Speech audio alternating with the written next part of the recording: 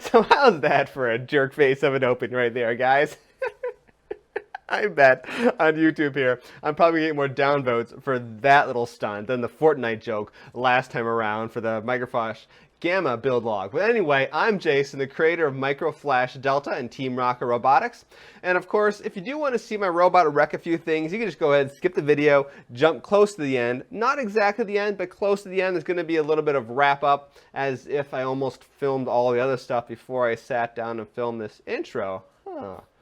But before Microflash Delta, my 3-pound Beetleweight combat robot, can wreck a few things, I gotta build the weapon first, so let's do that. So let's talk about what is left to get Microflash Delta's weapon up and running. Let me actually turn my stand here to face the camera a little bit better. And there are several things I have to address. First and foremost, that kind of wobble, that's no good for a spinning weapon, right? So I've got an idea about how to take care of that. Next, I have to line everything up. Right now there's some empty space here along the shaft. So I got to put some spaces in there and make sure the pulleys are all lined up correctly and there's nothing getting in the way, preventing the weapon from spinning. I need to design a new drive belt. And if that happens again where the motor just doesn't want to start because the starting power of the speed controller is not high enough, I have to figure out how to program the speed controller in there to crank that value up, and hopefully that will solve the issue, but I'm really not 100% sure. Microflash Delta does have a 4S battery, so there's more power going to the motor simply because of the fact he's got a 4S battery back here instead of a 3S. And that alone may get me over that issue of the motor not wanting to start. And there's the final detail. With Delta, the height of the aluminum frames is shorter than Gamma, so I do have to cut a new weapon shaft because this one here is sticking out too tall. But that's going to be a last, probably in the final video, wrapping everything up kind of a procedure. Let's talk about weight. So Microflash Delta is at 1,292 grams. Is pretty darn close to being combat ready. There are a few little details here and there I have to address, but for the most part, everything is on here. A few bolts, I think 2 bolts are missing back here. I like to have about 20 grams of fudge weight come competition day. 40 grams is probably what I have to work with here. And that's more than enough, I think, to get this weapon up and running. First things first with the weapons. Let me get the spacing correct in terms of where the weapon and pulley and all that stuff is supposed to sit. So I've got a simple rubber band here. This is going to be a stand-in for the weapon drive belt, just to get something to measure and make sure everything's aligned correctly. But right now, I have to kind of figure out where exactly all these things need to be in terms of their vertical positioning. Where exactly is the drive belt going to sit relative to the bottom of the frame? 8.25 millimeters from base to rubber band. So let me figure out now, up here at the front, if I'm anywhere near that. I am not. I am closer to about maybe 8.5, 8.7 to 9 millimeters of height between the base of the frame and the rubber band. I need to find a way to move the weapon assembly down about 0.5 millimeter. What I'm gonna do is right now I've got normal machine screws in here with their rounded heads on them. I am going to take this piece off. We're going to disassemble things. I'm going to replace these rounded machine screws with ones that are a little bit more countersunk.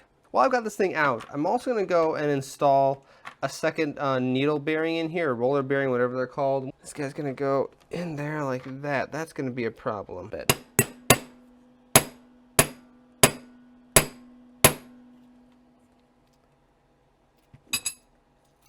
It's not really working, actually. Huh. Oh, wait, hold on. It's moving now.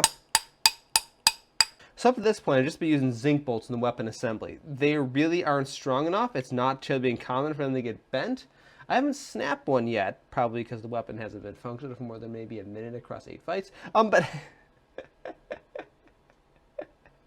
I wouldn't worry about that. So I'm going to use some stainless steel bolts to see how those work out. So now these little bolts down here don't stick out nearly as far as they did with the previous bolts. So now let me see if the alignment of the belt is going to be correct now that I have less distance here to work with. First of all, with that second roller bearing in there, that's a lot more stable. So that's good. That'll be good enough for the fight. Now I'm still about 1 millimeter too tall. So the problem isn't necessarily then those bolts, but they're these two little bolts here which hold on the bottom drag block, which means I just need to inset those in the aluminum just a tiny bit. So now these two bolts that are holding on the bottom drag plate here, they're almost flush, not exactly, but pretty darn close to being flush with the aluminum. So now let's reassemble things and we'll find out just how well the drive belt for the weapon is fitting. It's actually a little bit too low. That's what I really want to see. So what I think I will do, so I'm going to put a tiny 1mm nylon spacer in here. That way, just so that we don't have metal rubbing on metal. And that'll work very well there. 3D printing in nylon is done for the spacers. And just one of these days, just one, I'm only asking for one, model them anyway, and then 3D print them up, and actually not screw up in the process. This piece is probably too big, but let's get these things on the robot and go from there.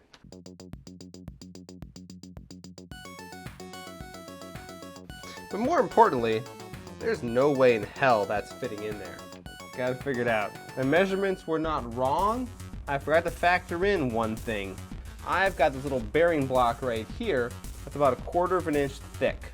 Back to blender. Spacers done correctly. Let's get these on the weapon and we'll go from there.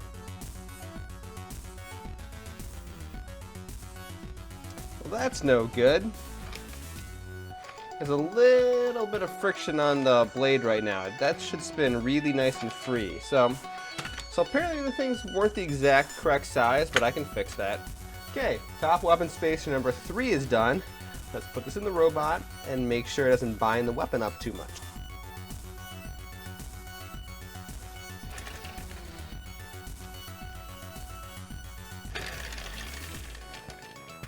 Curious to see how well it spins without the spacer in there, and then I got a control, right?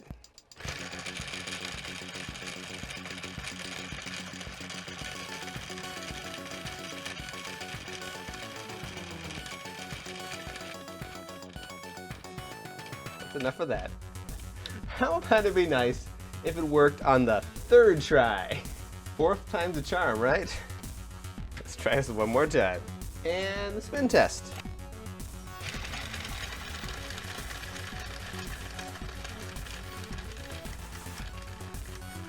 Significantly better, so I think I'll be fine with that. It'll wear in and break in a little bit as we get some testing going on, but I probably shouldn't be talking while I'm spinning this thing. All right, it's drive belt time, so let's get those printed up and start trying them out on the robot.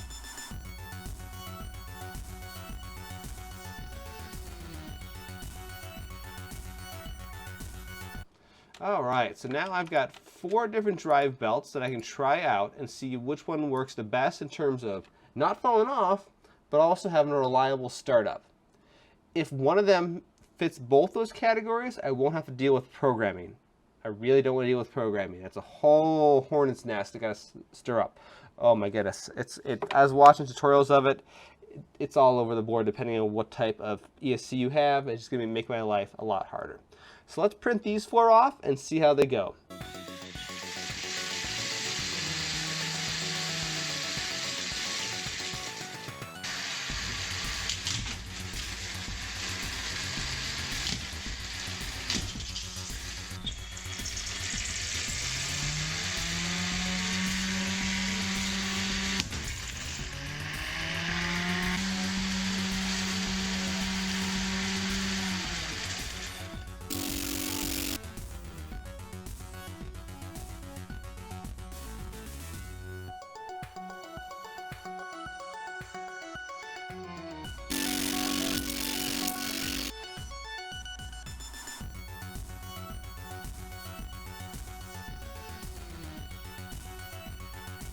Well, there you go. I set out to have the goal of more weapon power and less suck. I got one of those 2 in there. With a 4S battery, the weapon is definitely a lot more powerful. But as from some of the testing, the weapon and drive belt still fell off quite easily. Now, in those videos you just watched there, I used the 100% full-size drive belt for the first part, and then I jumped down to the 95% drive belt. However, it didn't really matter. So it turns out, with a thinner TPU 95 drive belt I was using this time around, the 95% one stretched out almost to the diameter of the 100% sized one. So the reduction in the size to get a little bit tighter belt tension really didn't matter in the long run because it just stretched out to whatever size it needed to be.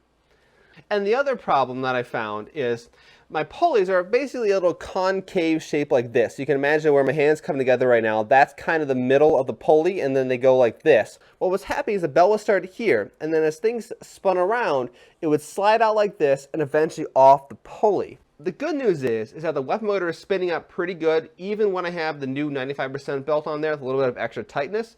So I'm hoping I don't have to go in and start programming the motor controller to give it a little bit more power. I was looking into that process a little bit, and it really depends on exactly what ESC you have, what you have to do. Sometimes you got to hook it up via an Arduino. Sometimes you can use a quadcopter flight controller. Some of them allow you to be programmed using just your radio controller. There's a lot of little details, and I really didn't want to have to go into that, and I'm thinking I won't have to. All in all, I'm pretty happy with where things sit right now. Now, in terms of when Microflash Delta has to be done, I don't know.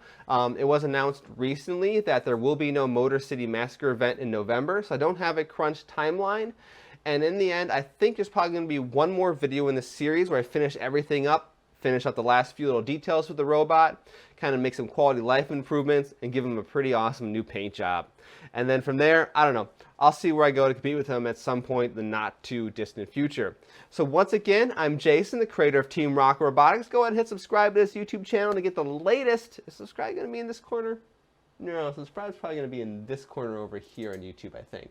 So hit subscribe down here to get the latest notifications of when I release videos for whether it be robotics, tabletop gaming, or I've got some other interesting projects I'm working on. You know, I got more cosplay stuff because, you know, we'll just kind of hold that up right there.